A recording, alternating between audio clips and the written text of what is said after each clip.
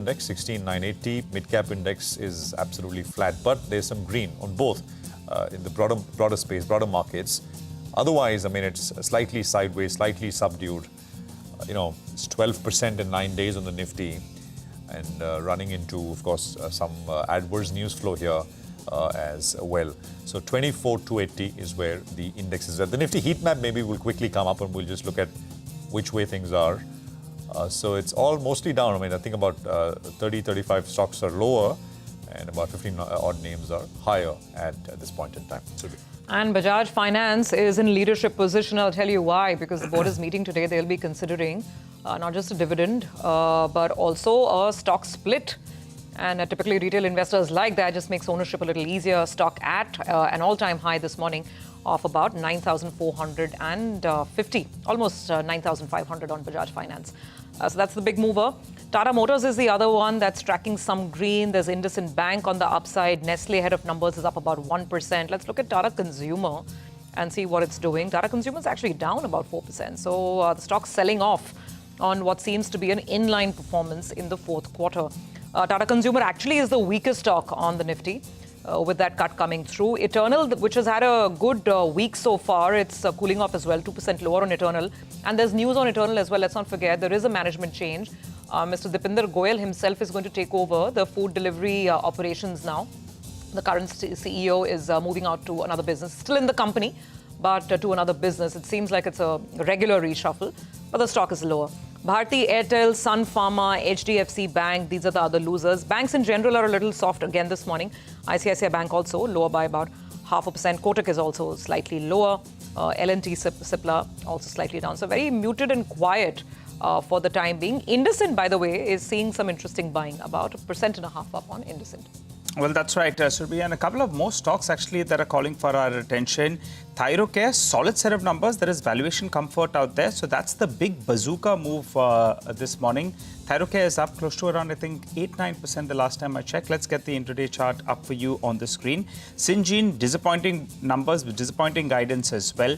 Vare Energies, that's the one that's given up a little bit post yesterday's big run. So that's coming for some profit taking. Vascon, well, that stock is up close to around 5% or thereabouts because it won a 200 crore order. Syngene now, it's down close to 10%. That's actually a lower circuit on that particular name. So just keep an eye out on that one. Vascon is up close to around 6%. That's won a 200 crore order. So I think we should get that as well up for you on the screen. It's at the 100 DMA. So keep an eye out on Vascon. Spandana Spurti, the stock started off in the red, but it's recovered from the low point of the day. A few factors at play.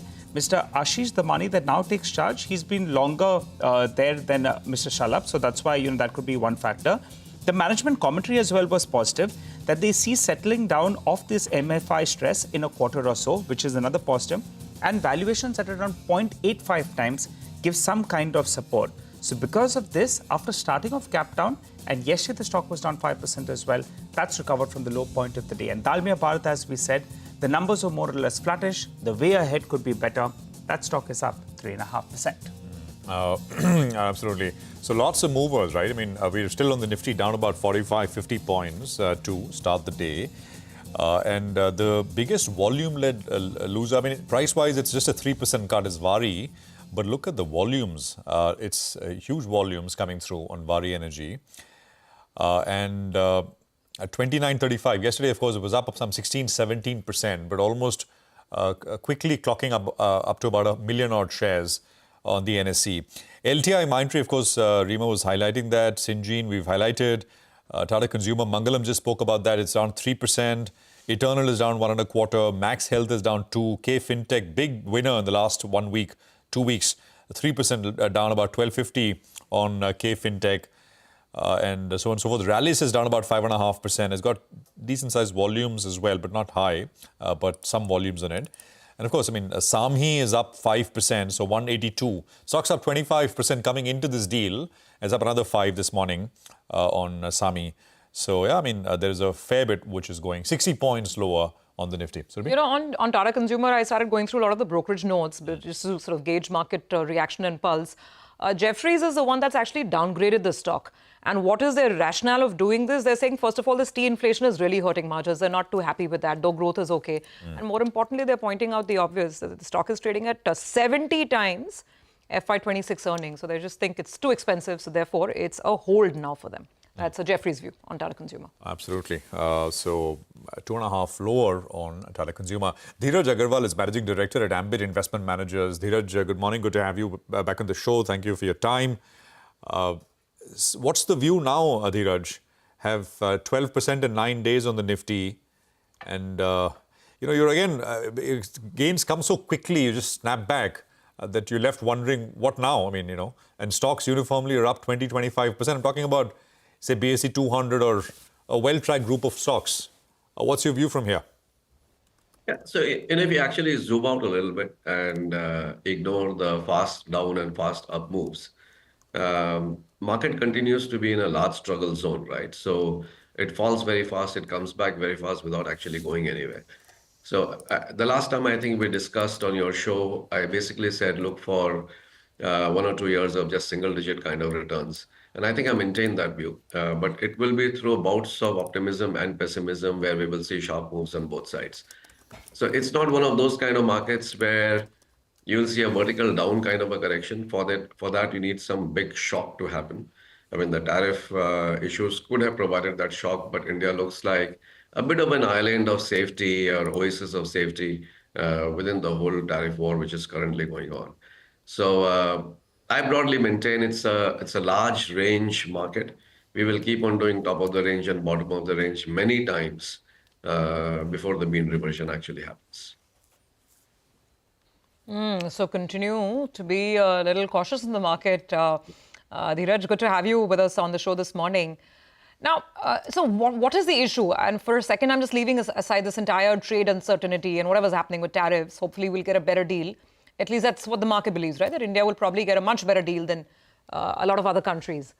That aside, why else are you far more cautious? Is it that you're not convinced about this whole earnings recovery story? Is it something else?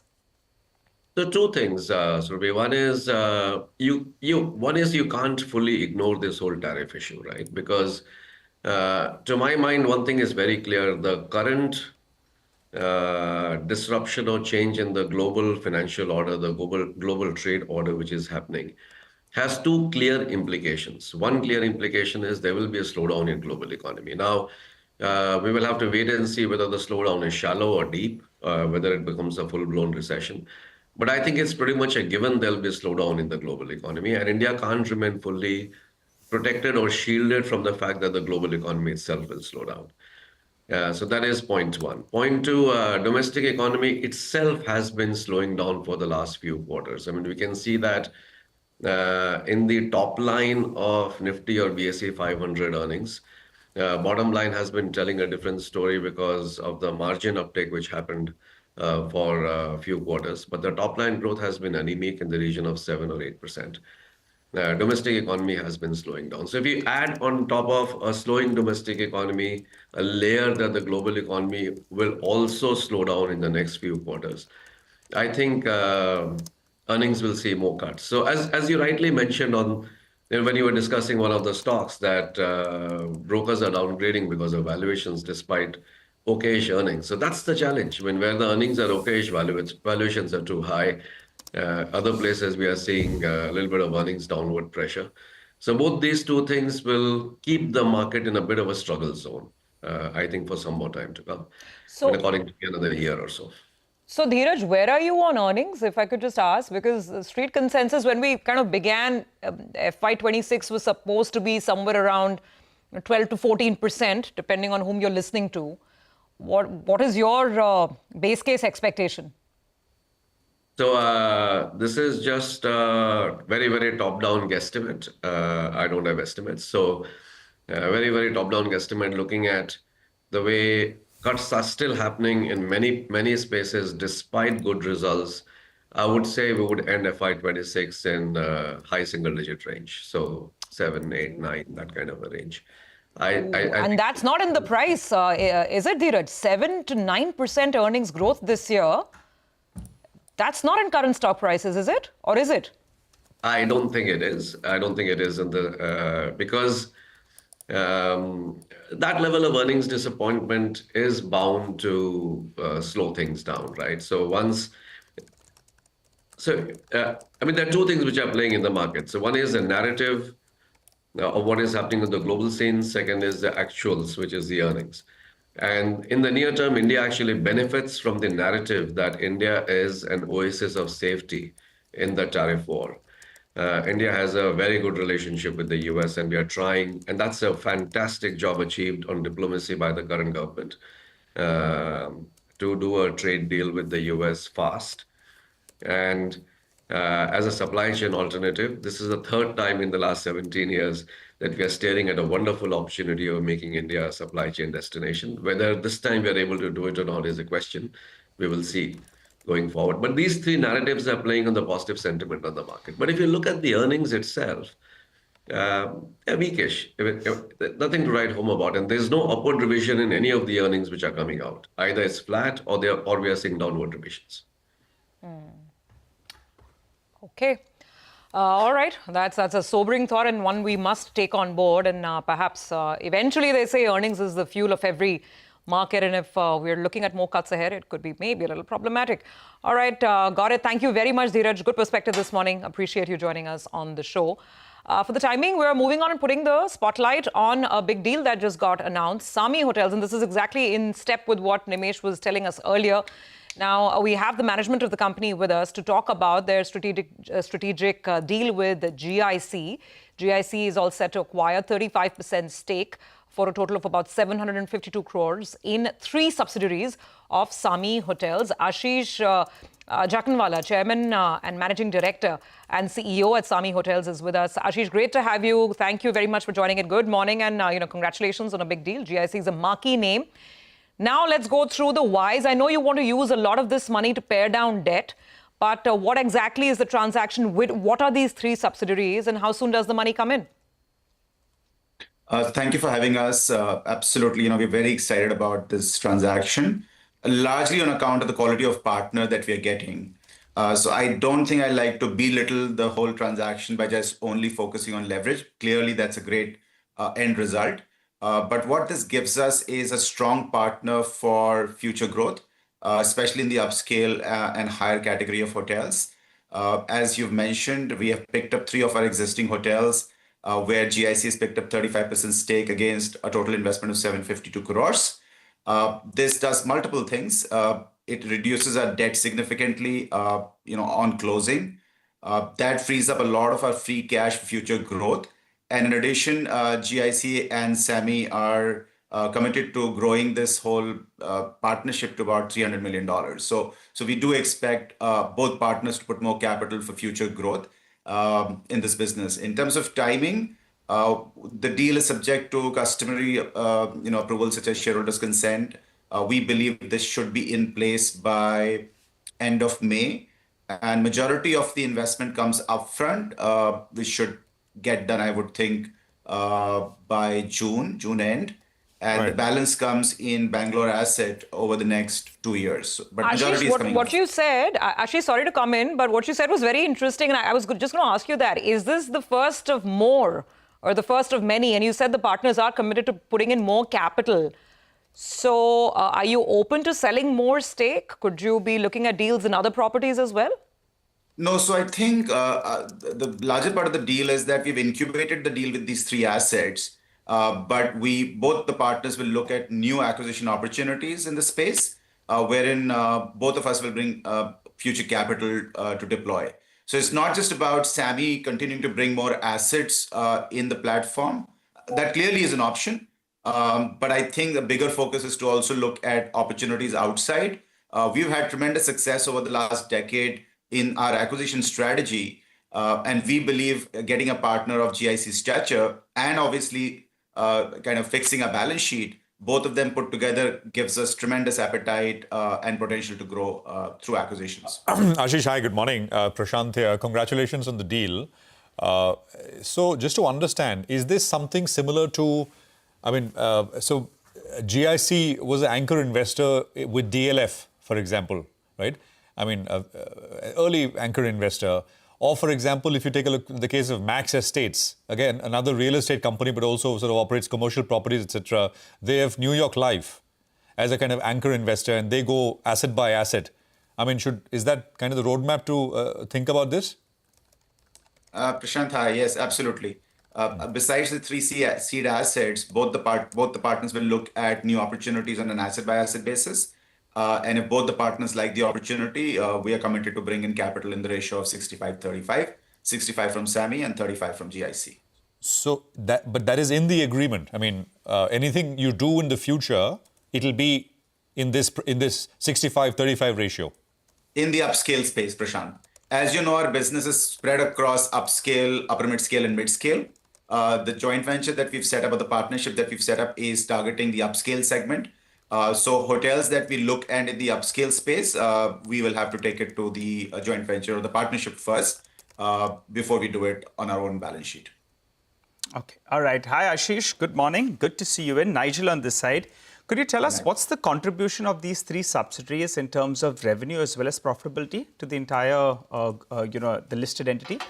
So, Nigel, about 30%. These entities put together contribute circa 30%. I'm talking December 2024 numbers. If I take trailing 12 months as of December, about 30% is the contribution to revenue and EBITDA of these three hotels to our overall portfolio. Got it. Okay, all right. Now, the net debt has steadily been coming down. You know, if I look at it, when you joined us a couple of years ago, it was 2,800 crores, then it came down to around 2,000 crores, and you had told us in the time to come, it will reduce. Now, post this fundraising that you have done, what should the debt number be, say, by the end of FY26, FY27? What's the rough number we can work with? So immediately on closing, the net debt will come down to about 1,460 crores.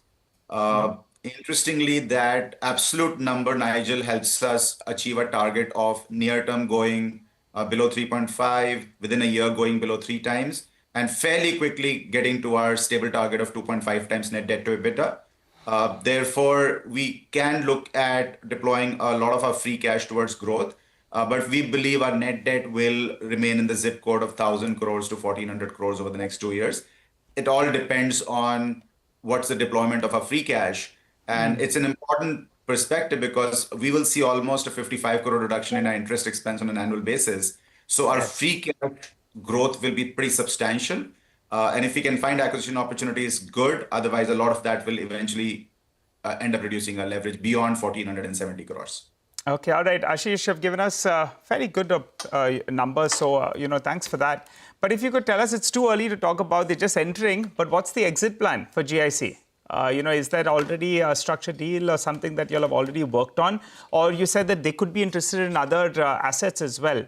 Will they deploy some more capital? Yeah. So I think the intent is for the partnership to grow substantially and both partners to put more capital. And Nigel, with that, I think it's too early to talk exit. We both are very excited about both India as a market, hotel as a sector, the acquisition and turnaround strategy that SAMI has deployed over the last decade. So I believe there's a lot of growth that we can leverage in the cycle and in the sector. There are obviously provisions for monetization of investors' stake. But Nigel, we have a credibility and experience of working with institutional capital for the last 14 years. So if any point of time in future, there is a requirement of monetization, we feel that should be an easy path. Ashish, that 65-35 ratio that you mentioned, right, for future projects, upscale hotels, as you said, could you give us a sense of what the number of keys at SAMI right now is? And you already have a pipeline, right, of identified upscale properties. What is that number? And in how many of those cases will this 65-35, will GIC come in? As things stand right now, yeah. As of today, as I said, they are in these 3 subsidiaries. These 3 subsidiaries will eventually own 5 hotels. The Courtyard Fairfield in Bangalore Outer Ring Road, which is an operating asset. The Hyatt Regency in Pune, which is an operating asset. And, we had acquired the Trinity Hotel in Bangalore Whitefield in October, which eventually will be rebranded as Tribute under the Marriott portfolio and a new Westin block. So, they are currently picking up 35% position in these 5 hotels across 3 subsidiaries. As I mentioned earlier, we are keen to evaluate more opportunities to add to this portfolio, but I really don't have a definitive agreement on any future pipeline that I can discuss today.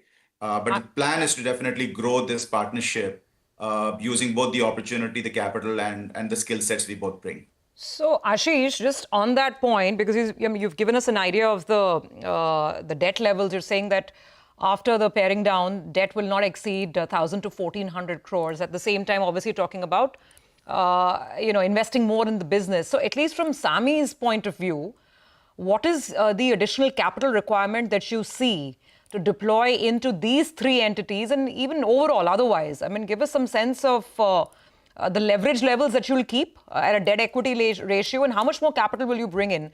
What's the plan on the equity capital side? On the debt levels, we've had a fairly committed position to the investors. We had said 3.5 times near term, and 2.5 times is what we believe will be a good, healthy, steady state, given the fact all of our debt is pretty long-term, 12 to 14 years, right? So we will get below 3.5 times on closing. We will get below 3 times in the next 12 months. And that obviously accelerates the path to get to that stable 2.5 times net debt to EBITDA. So that stated strategy and promise to the markets remains steadfast. The only thing which is changing is we are accelerating the timelines to get there. Now, with that, what happens is a lot of our free cash over the next 3 to 4 years gets freed up for growth.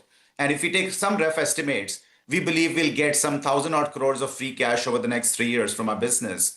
And that's now available for growth because our net debt is already at a level where we'll reach 2.5 times, if not lower than that, over the next 2 years. So we have a reasonable firepower. And to add to that, whenever we do an asset in upscale, GIC has an ability, subject to obviously them liking the deal, contributing incremental 35%. So I think what we are doing is we are really augmenting the firepower to grow the portfolio. And our focus is really growth because, as I said, and I'm sorry if I repeat it a few times, leverage is clearly sorted in this one single transaction. With the partnership, GIC has got investments globally as well in other hotel companies, I think with Westin and a couple of others as well. You work with Marriott, of course, is the big one for you, but you have, I think, 3 international hotel flags so in terms of, the multi-brand exposure that you have. Will we see more, and does that change in any way towards one or maybe addition of more? We've always maintained a brand agnostic approach to investing. So in future, we will look at each hotel and each opportunity on its own merits. We are tracking many other hotel companies and brands that we like. And I'm quite sure that the bouquet of brands and the partners that we work with would expand in future. Just very quickly, Ashish, before we let you go, this GIC deal that you've done, is it exclusive or you can tie up with others as well? So on the upscale hotels, Nigel, it's exclusive. If we do any hotel in the upscale space, we need to take it to the joint venture first. But in the mid-scale, lower mid-scale space, there is no such exclusivity. But having said that, I'm personally not a big believer of exclusivity, but I'm a big believer of partnership. So as we've done partnership with GIC, we'd like to explore opportunities to grow this partnership, whether it is in contract or outside of the contract, because each partnership takes a lot of time to build trust and ability to do some things together. And obviously, once we've done that hard work, I'd like to believe both Sammy and GIC would like to leverage that hard work that we've done, the trust that we've built to do more and more. Sure. So more partnerships like GIC? Sorry? Should we be expecting more partnerships like the one with GIC? Maybe in some of the mid-range hotels as well? Not in an immediate way. Not in the immediate manner, Not in the immediate future. Got it, Ashish. Thank you very much. Very helpful conversation. Thank you for making us understand the structure of this deal, and good luck with those plans. We need to head into a very quick break now. Up next on the other side, the big auto discussion. The primary market will soon be buzzing with an EV IPO. It's a big one. What lies ahead? You're seeing some flashes right now on the Delhi EV policy on the screen as well. A full-blown discussion coming up with Hormaz Sorabji of Autocar India and Kumar Rakesh of BNP Paribas.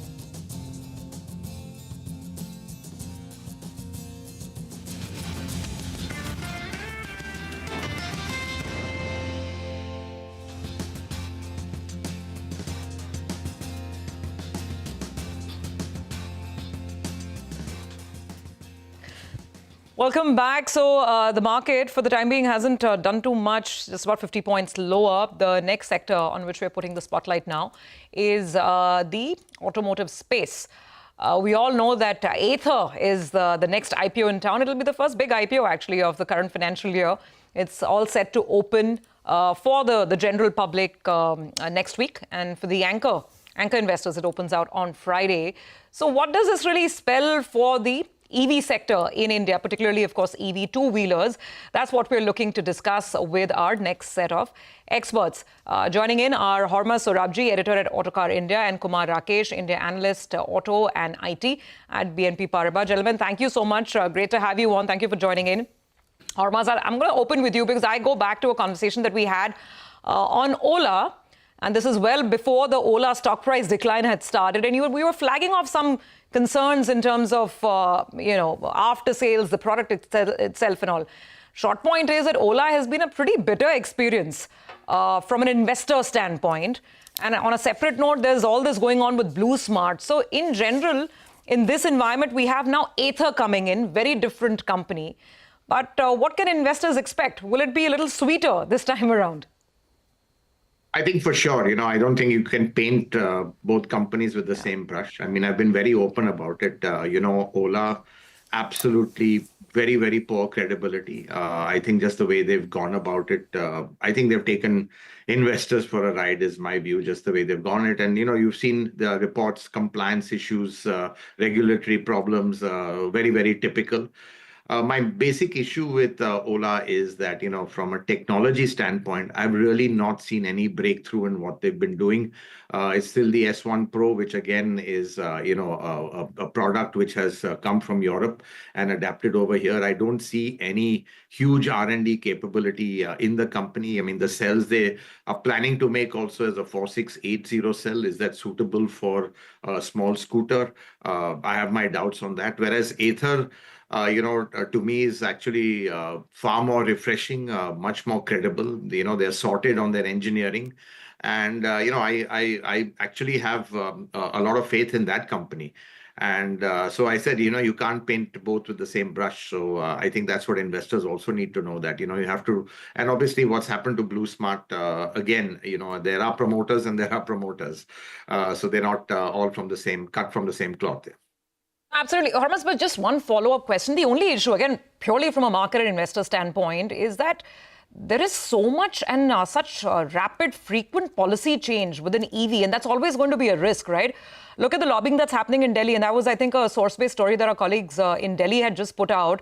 The hybrid guys are now lobbying. They want hybrids to be given the same kind of treatment and perhaps incentives as EVs.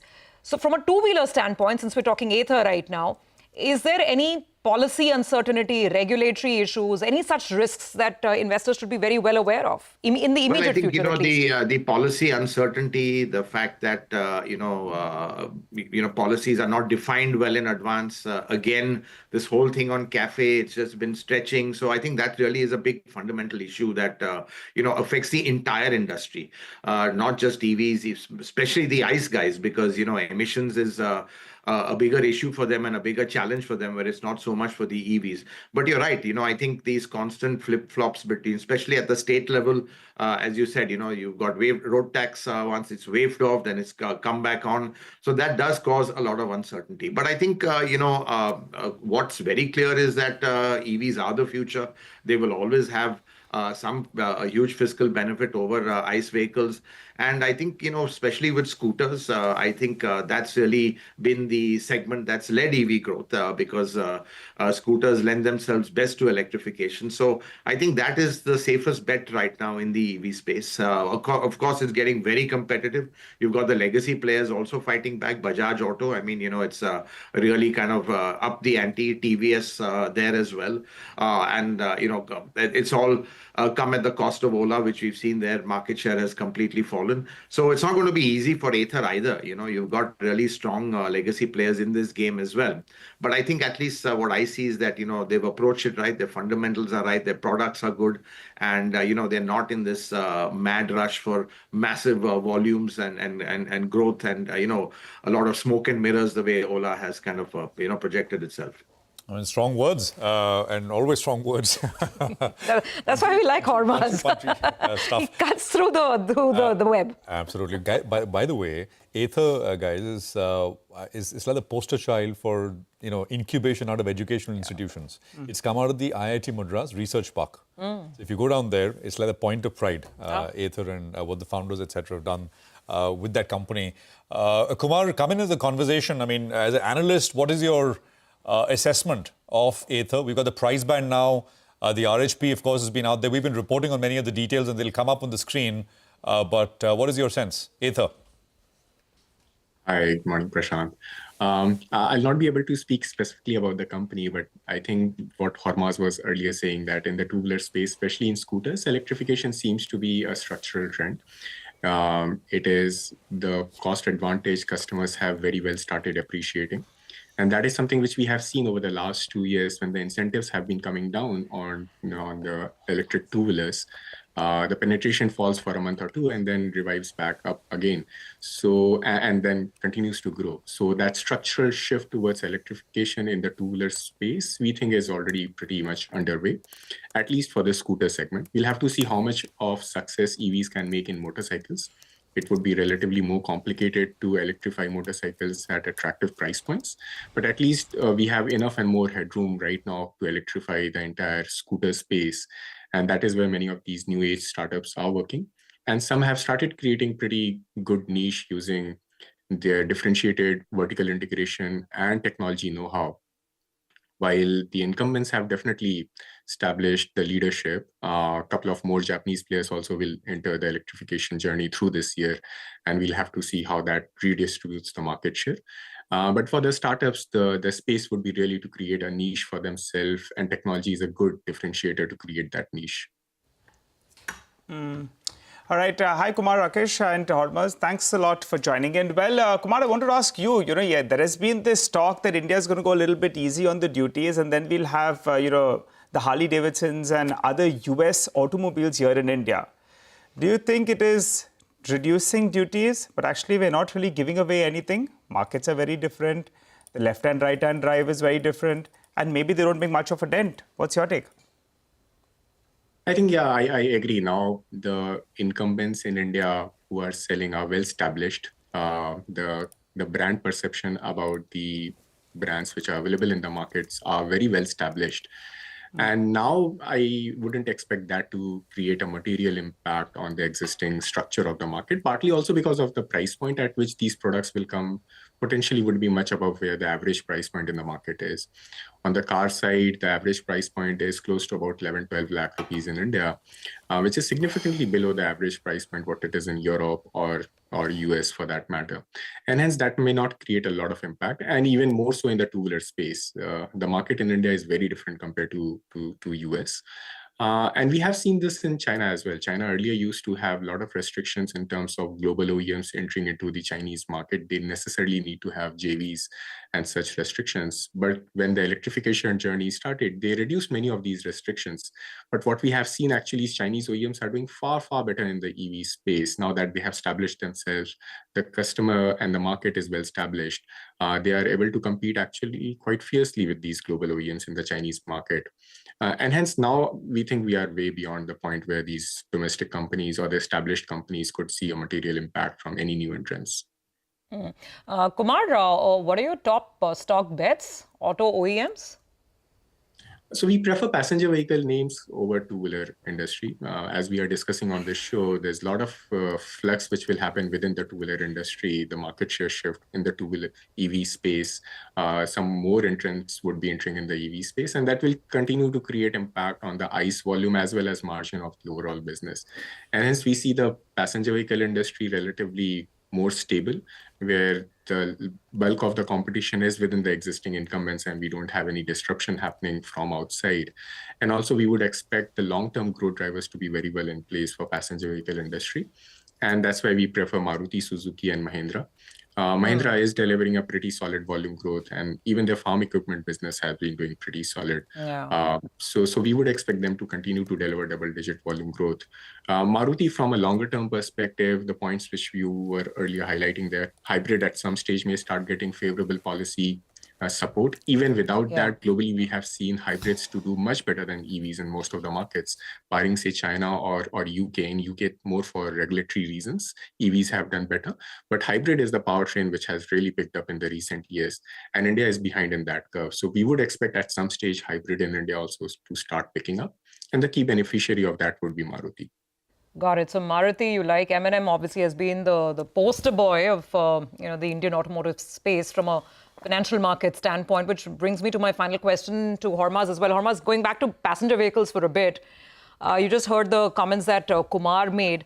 The stocks, the companies barring M&M, they've all been struggling just because of lack of growth, right? And against this backdrop, we have every day Mr. Elon Musk tweeting, saying that duties need to be lower. We don't know what finally that trade negotiation is going to be like. And I don't know if we can bring duties down to zero on an imported car. That would be almost unheard of in India before. But what should we be prepared for next 6 to 8 months on the PV side within this whole, Tesla knocking at India doors perspective? Yeah. Well, I think firstly, you could have some serious reductions in duty, but they would be coming with conditions. It could be for a limited number of units. It could be above a certain price point. So I don't think, as Kumar says, it's going to really impact the kind of the core of the market. And over here, our cost structure is so strong, it's very difficult, for even, imports to compete with the lower duty if you try to go low down over there. But I think, the EV space, again, I think 2025 is going to be a very, very crucial year. Clearly, we've seen, let's say Mahindra, which has launched two vehicles, a bit of a measured start. I think they haven't really gone full tilt on it. I think they're making sure things like the software and all are sorted before it reaches the hands of the customer. And I think you've got Maruti now coming in. We'll have to see what they do. It'll be very interesting. I think what Maruti will do will leverage its network, which is quite essential from an charging infra point of view. And that could be Maruti's play, not so much the product, but the EV ecosystem, which will, kind of be their play. Hyundai have launched the Creta EV. Again, a tepid response, really not as much as we thought, doing under 1,000 units a month. So, I think it's going to be very interesting in terms of how the EV segment plays out. But what's for sure, I think from a 2.5 penetration, it's going to be substantially higher. Best case situation would be perhaps, let's say 3.5 to 4%. But it's still, again, very, there's still a lot of barriers in the EV space. And I think infrastructure is primarily the largest one. Okay. All right. Gentlemen, thank you very much. Very insightful discussion, very helpful one. And let's see what the next couple of weeks bring for the Indian automotive space, starting with, of course, this Ather IPO. Thank you for joining in this morning. Well, with that, let's head back to the market. Markets are absolutely fine. The Bank Nifty, actually, if anything, has recovered now from that opening cut of 0.5%. It's flattened out. We've got Mitesh joining in with some more details. Well, that's right. Just want to highlight a couple of stocks. Whirlpool is now at the high point of the day. It's up 3.5%. Overnight, you had Whirlpool Corporation that came out with its set of numbers. They've given the Asia breakup. And the read-through from most analysts, and I have a sell-side note, they are stating that India is likely to have done well. Remember, the challenge is what the promoter is going to do with the India business, which is going to be important. But at least operationally, whenever Whirlpool India does report, it could be a pretty okay set of numbers. Could explain one of the reasons why the stock is up close to around 3.5%. But let's get back to Mitesh. Mitesh, what's your take of the initial 45 minutes of trade, and also give us a couple of picks? Morning again. I think it's a market, which is just trying to consolidate. I think extremely overbought readings on the hourly to hourly chart suggest that there will be profit at higher levels. And I've been maintaining that on the index, if somebody wants to enter now, use declines to enter. So I think, wait it out. I think 24,100 and then 24,050 are good support pivots. I think that's where one can explore buying. Till then, keep your powder a bit dry on the index. But on stock side, a lot of stocks are still showing a tendency of moving up and are showing some kind of a breakout pattern. So I have a buy on Adani Energy Solutions. Keep a stop at about 935, which is today's low. Look for a target of around 980 to about 990 on the upside. And the other one is Sun Pharma. Pharma as a pack is doing well, and Sun Pharma yesterday had a breakout, today is sideways, but the setup is positive, so I'll want to take a trading bet here. Keep a stop below levels of 1770 and look for a target around 1845 to about 1850. Okay, well, interesting ideas and trades. Mitesh, thank you very much for that. Well, let's bring in an exclusive conversation now. Tata Power is assessing opportunities for setting up large or modular nuclear plants, says Praveer Sinha, MD and CEO of the company, in an exclusive chat with my colleague Shireen Bhan. He also spoke about opportunities in the solar module space, capacity expansion there, and more. Listen in. We've just seen the US impose tariffs to the tune of 3,500% on Southeast Asian countries when we talk about solar equipment. Now, does that open up an opportunity for a company like yours? Well, it does open up opportunities for us, especially in terms of supplying these modules to not only US but also to many countries globally. And that's an area that we are very seriously looking at, that how do we not only meet the requirements of solar modules in our country, but also export it and cater to the requirement of some of the other countries. How much capacity would you have available at this point in time, which could be used for exports if that were to be the case? Well, we today have a manufacturing facility of nearly 4.9 gigawatt. Most of it is actually tied up, but possibly up to 1 gigawatt we may be in a position to sell outside the country. Would this also then perhaps accelerate capacity expansion plans? Absolutely. We are examining that now that we have commissioned our 4.3 gigawatt plant, the solar cell and module plant in Tamil Nadu. We strongly believe that we have a capability to execute projects very fast and ramp them to full production. So we are definitely examining such opportunities. And based on how the market conditions are there and how some of the things that will evolve globally, we'll take a call on adding capacity. And do you believe that this call is likely to be taken sooner? Are we talking a few weeks, a few months? Maybe in few months. In a few months. Well, again, speaking about the opportunities that you are considering at this point in time, and you brought up the issue of nuclear power, and that's a move that India has now decided to further. In fact, the budget, the finance minister made the announcement of amending the liability clause, and there seems now to be a concerted attempt by the government to move down that path. What does it mean for Tata Power, and what does it also mean for India? I think in the energy transition, one of the gaps that we had was we need to have a very efficient base load generation, and nuclear fulfills that requirement. Government has very timely taken a decision that they will open up for private sector, and the government plan is that we will have at least 100 units of SMRs by 2047, which I think is a right move and a correct move given the huge growth of power that is there in the country.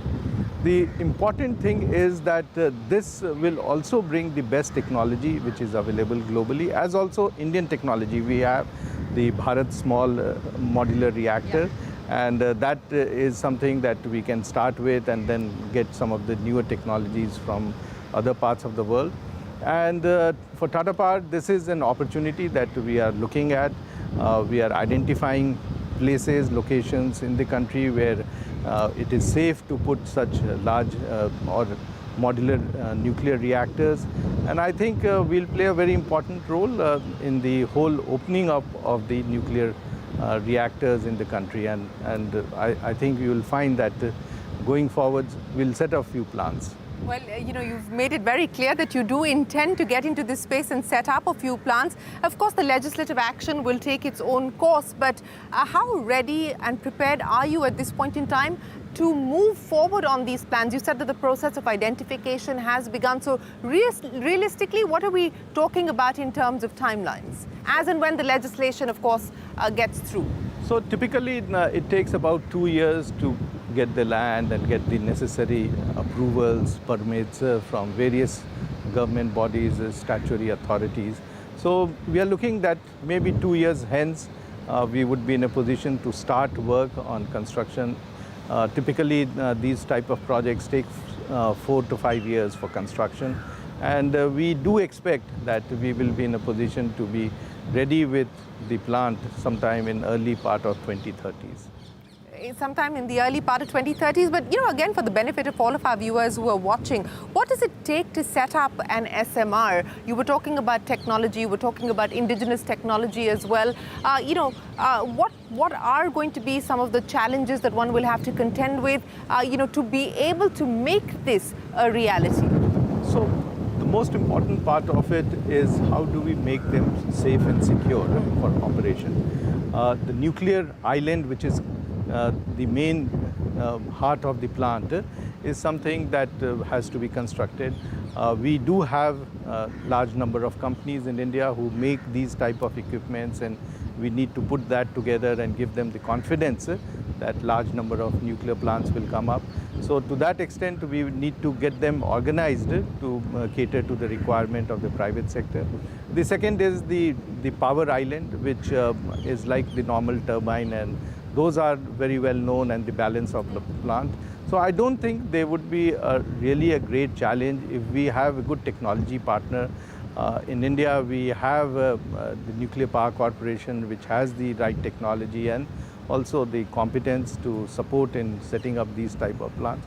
But globally also there are large number of companies. Westinghouse? Yeah, absolutely. And then there are the French companies, and are you in talks with anyone at this point in time? Well, yeah, we keep on discussing with them because technology is something which is evolving very fast, and it's very important to keep ourselves abreast with what's happening globally.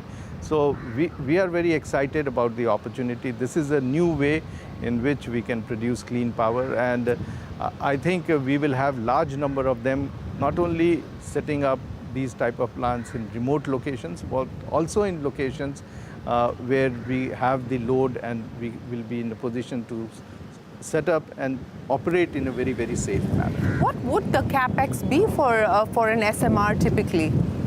Well, the capex is very large. A normal coal-based plant costs about 8 to 9 crores. This will be double of that.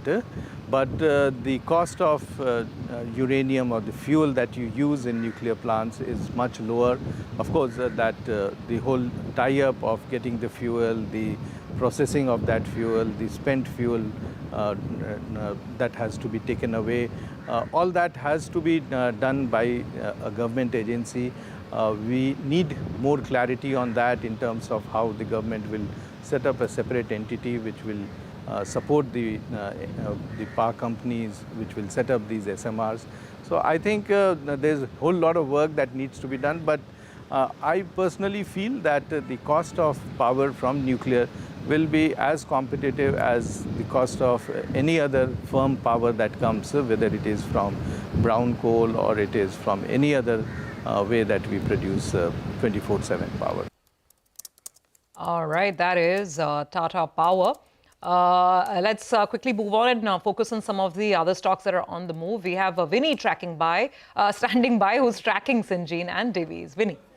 Hi, morning. So yes, keeping an eye on both these stocks today. Divi's firstly, it's on the back of a brokerage note. Citi has given a buy rating. Target price is what they've increased. 7,050 rupees from previous target price of 6,850 rupees. Now, why? Because they believe Divi's has a high potential to become the primary supplier to Eli Lilly's oral drug, which we had recently heard that, phase 3 trials, the trials that were going on were quite efficient. So on the back of that, they believe that Divi's has a high chance versus competition to actually become the primary supplier. Why do they believe so? Because the Divi's has a lot of capacity that is there as well. They're focusing a lot in terms of capacity addition as well. Current capacity 300 metric tons is there. Planned capacity is also there for the company. And because of this, Citi believes that Divi's has an opportunity actually and forecasted around $800 million plus GLP-1 opportunities coming in terms of revenues for Divi's by 2030 is the estimate, and Divi's continues to be the top pick. Now, on the other hand, Syngene, why we are keeping an eye out on this one? Because they've reported their numbers. A weak set of numbers came in from the company in Q4 FY25. Overall, other than that, what is also there is that FY26 guidance. That's not exciting, and that's not something that is exciting the street as well, because FY25, they believe the revenue will be much lower in terms of single-digit revenue growth is what they're saying, and other inflows in terms of EBITDA and margin also, they expect that to also come Okay, back. all right. Vinny, thank you very much for that. We'll come back to you for a sort of more detailed link. But lever numbers, HUL numbers are out. Usually lever reports later in the day, but the numbers are out in the morning, the first half. When the first hour of market open, they're looking like they are in line, largely in line to slightly lower. Actually, I think on the EBITDA and PAT level, they seem to be slightly lower. Margins 22.8 compared to 23.1. We don't have the volume growth, which we should be able to get soon. And Mangalam is miking up as we speak, and we should be able to go across to him. The top line numbers should also come up. I think that table with the top line and the bottom line numbers, etc., will give you a quick snapshot view, or the actuals are compared to the poll. So, is there a big surprise? Maybe at the margin, if you want to be, maybe you want to nitpick, maybe at the margin, at the bottom line level, slightly on the downside. But stocks holding up about 1% for now. Numbers just about coming in. Mangalam, what do you make of the numbers? These are absolutely in line with what the street was expecting. No quibbling about the margins or the EBITDA as well. The company's reported a revenue of 15,200 crores. What was the street working with? 15,161 crores. So when you're working with a base of over 15,000 crore, a 40 crore miss is nothing really to write home about. The EBITDA 3466 crores, growing slightly lower than street expectations of 2% by growing 1%, but that also was expected because of the firm inflation that we've seen in tea prices as well as palm oil prices. I'm just trying to figure out what the underlying volume growth is this time around, but my sense is it's not going to be much beyond what the street was expecting, which was either flat to 1%. Why do I say that? Because the revenue growth has been around 2%, which is largely in line with the price growth that the company has made as well. Net profit growing at 3.6%, again in line with street expectations of close to around 3% growth itself. What is it that the company's done in their segments? Home care segment has been around 5,800 crores. The street was working with a number of around 0 to 3% in terms of growth coming in out there. Foods is where there has been a revenue decline as against a revenue growth expectation.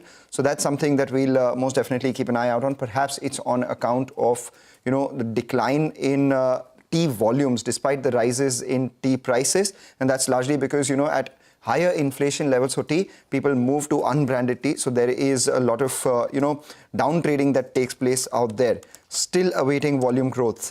Nothing yet. But these numbers, largely in line with muted expectations. And on Prashant's comment of them having reported their numbers in the first half itself, I did speak to the management about this. They said from here on, Hindustan Unilever will report their numbers at this hour itself. This is to be in line with the Unilever parent reporting their numbers. Typically, the Unilever, international report numbers come in at around 7:30 to 8 a.m.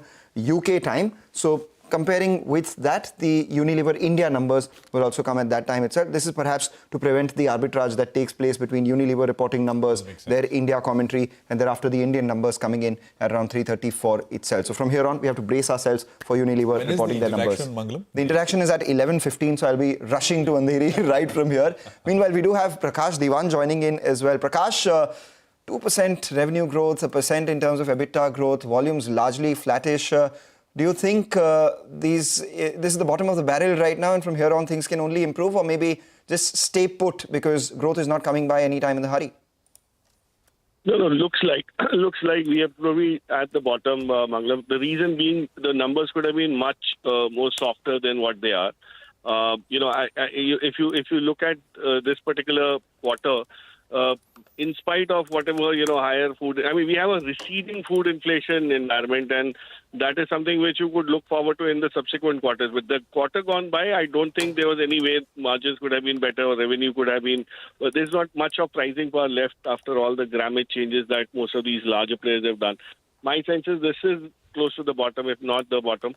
But the street will like if the commentary is sounding positive on some of these segments that could start picking up. I don't see any reason why it would not form a good bottom and give you an opportunity to participate in the upside. All right, we're still awaiting management commentary from Unilever. Typically, it comes shortly after the earnings release itself. So we'll await, any sort of comments on the demand environment and, more importantly, what the underlying volume growth has been this time around. But the stock's not giving up because, of course, it's been an underperformer, still trading very close to its 5-year average valuations itself. Amnish, the same question to you. The stock is trading at closer to 5-year, average valuations. It's not done much in terms of a performance when it comes to growth and the stock price move. But from here on, do you think things should improve, or maybe you'll, let that be right now for Unilever in terms of a call? Okay, these expectations are not very high. And with the inflation having peaked out and the volume recovery overall in the sector likely to be better in the coming quarters. And I think the HUL from the current perspective can give you a reasonably good trade. Say from 21,200 rupees, where it was earlier trading at. Now it is close to 24, but if you look at the last 12 months, it is still significantly below its peak, which was around 3,000 rupees. So I believe that from the current level, there is a probability for the stock to give you a reasonable 10 to 15% return if the volume growth picks up as expected in the industry. But in terms of margins and all, one should keep the expectations moderate because the focus, I think, is going to be on the volume growth going forward. No, I remember speaking to one of the analysts earlier on the program. They were saying that you can't fault these companies at least for the dividend yield, right? Yeah. The final dividend is 24 bucks.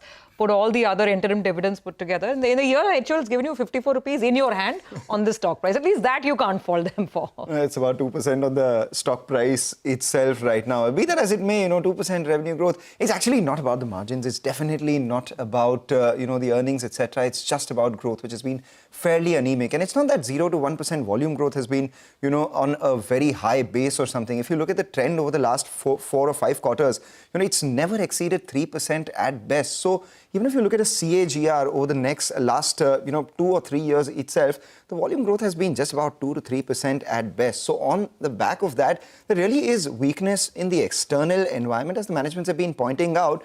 But lately, the question is, what is it that HUL is doing internally to pump prime the growth in the near term as well as the long term? To that, they have laid out a strategy at the Capital Markets Day as well, saying that they're looking at 6 verticals of growth, beauty and personal care being one, face, high-end sunscreen, etc. being the other, and then you have nutrition and well-being as well. From a management change standpoint as well, very recently they hired Rajneet Kohli from Britannia to head their foods business.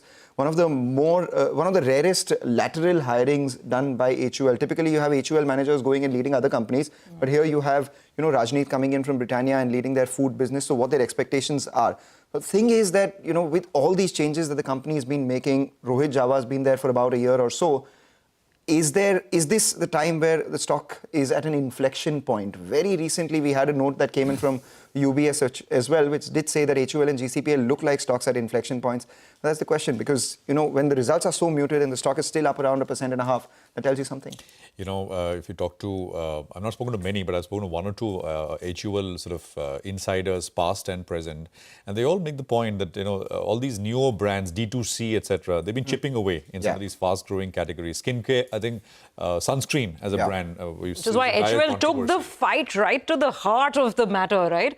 I mean, I don't remember HUL being in so much press for legal issues as with the sunscreen ad. Just one. So this person, the one comment stayed with me. He said, "Well, the R&D of HUL is a very large organization. Yeah. Large organizations typically take a little bit more time to respond, react, etc. But the R&D within HUL, the product lineups, etc., is so vast, and when that gets going, I mean, they can really sort of charge ahead in some of these categories. To that point of inflection, we'll see. Totally. I can just tell you one thing about this. In all the other categories, you have the disruptors going ahead and acquiring the incumbents, be it financials, be it, technology and all of that and stuff. It is only in the consumer space where it is the incumbents which go ahead and acquire D2C companies. Why is that? Because that's where the power lies. D2C companies, 0 to 100 crore, very easy to scale. 100 to 500 crores, a little difficult. 500 to 1,000 crores, a little tough after that. Beyond 1,000 crores, you have to be with these big boys. So over the last 6 decades that HUL has been here, every decade there has been a disruptor or two which has nibbled away at their market share. But at the end of the decade, the disruptor wasn't there. So if it's the long-term game, then it is HUL. Near-term, of course, it's 1-2% growth that it does anemically. But it's built up a 15,000 crore revenue base per quarter sort of target. It's an absolute giant. Mangalam, thank you very much for that. 1.5% higher on lever. The numbers, of course, coming through, and of course, the numbers will now quarterly numbers every quarter in the mornings instead of later post-market close as it was till the last one. Well, we'll take a quick commercial break here. A special segment. It's the economy. Lata in conversation with Stephen Major, the fixed income expert at HSBC, on expected trends in what else, but global macros, dollar, Indian yields in focus. Stay tuned.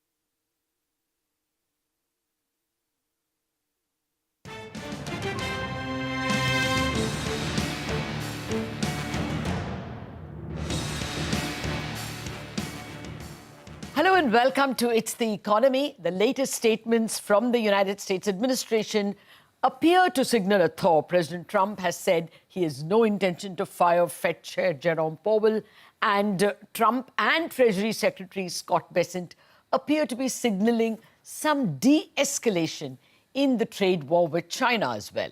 However, we haven't seen a very big bounce in US Treasury yields, though equity and gold markets are reacting very strongly. All other risk markets are reacting very strongly. To understand what's worrying, what's moving the debt and currency markets, I have with me an absolute veteran of the fixed income markets, Stephen Major, Global Head of Fixed Income Research at HSBC.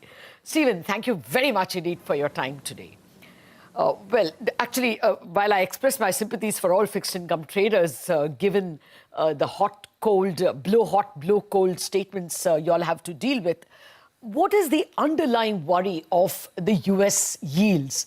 Why is it just refusing to go below that 4% mark, which we did see on April 2nd? Well, in fact, there's a story here of a different narrative really behind the front end compared to the 10-year. The front end looks like it's quite rational in that it's pricing in rate cuts and doing exactly what you'd expect from weaker growth and trying to look through the tariffs and the inflation that might come near term. The 10-year is a bit more vulnerable to global factors and uncertainty combined with volatility. And I'll just emphasize that point because uncertainty in its purest form would be good for government bonds because it results in deferred consumption and investment, lower GDP and lower policy rates. But when you add volatility, investors require compensation. And that comes in the form of additional yield and a steeper curve. And that's the reason that 10-year bonds are lagging the performance of 2 years. But let's not forget, 10-year yields are down since the peaks around the 13th of January before the inauguration.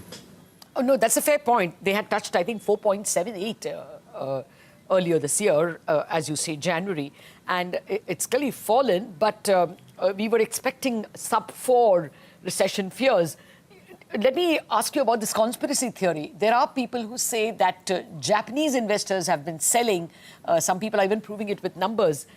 Conspiracy theory of Chinese and Japanese selling. What's your take? Yeah, so look, on the first point about what the view was, the consensus view at the end of last year was that 10-year yields were going to go to 5. And so the surprise was that we were heading to 4. The surprise on top of the surprise is that we're at 4.4, 4.5.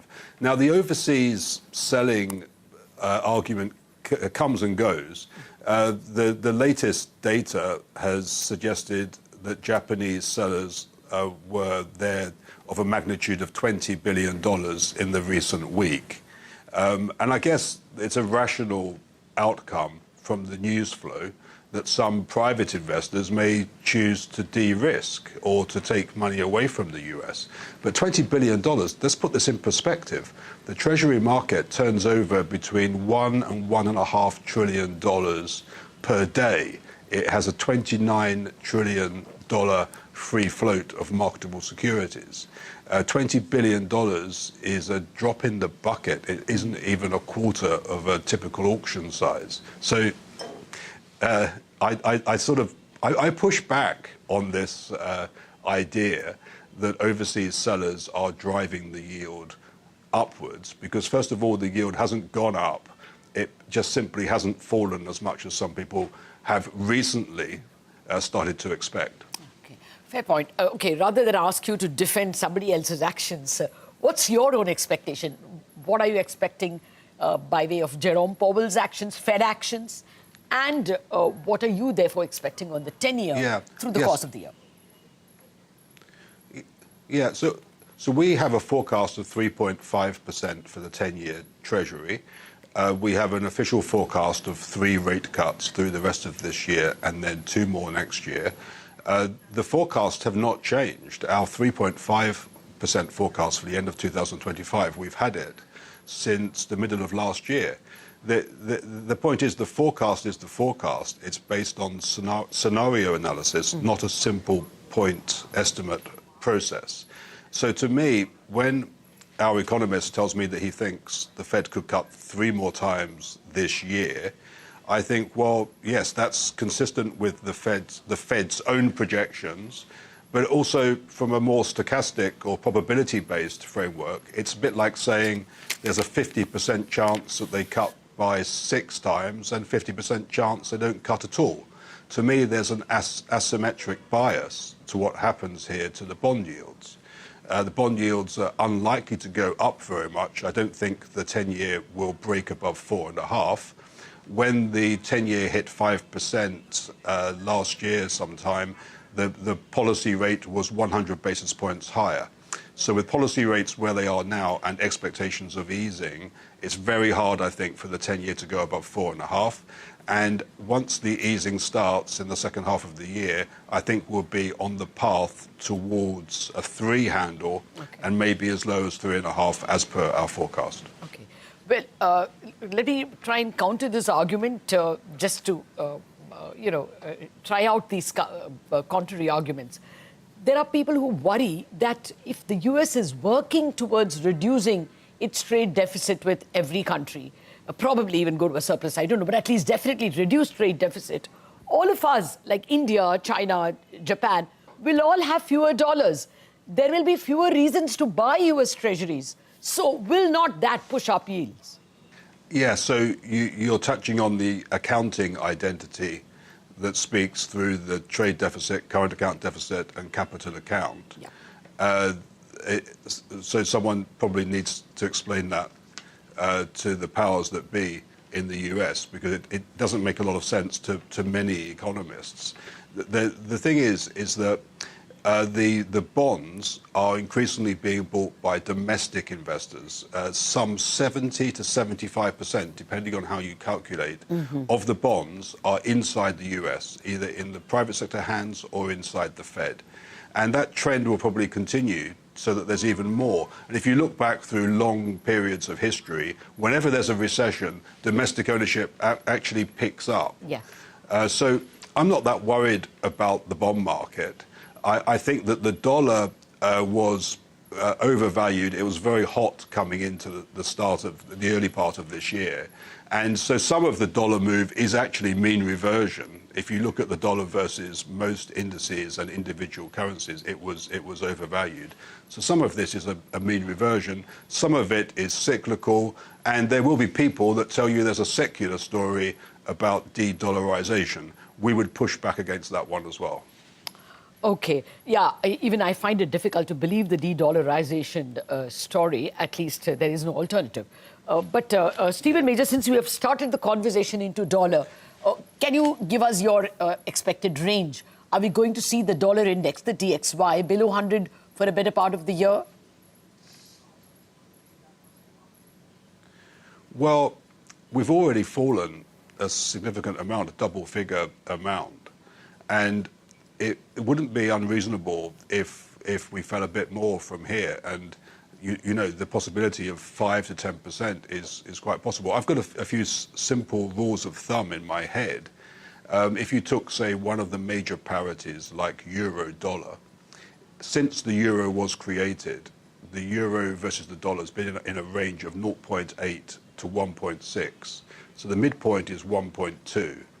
And 1.2 isn't that far from purchasing power parity, apparently. So the fact that the euro's going up and the dollar's going down, again, seems to me fairly consistent.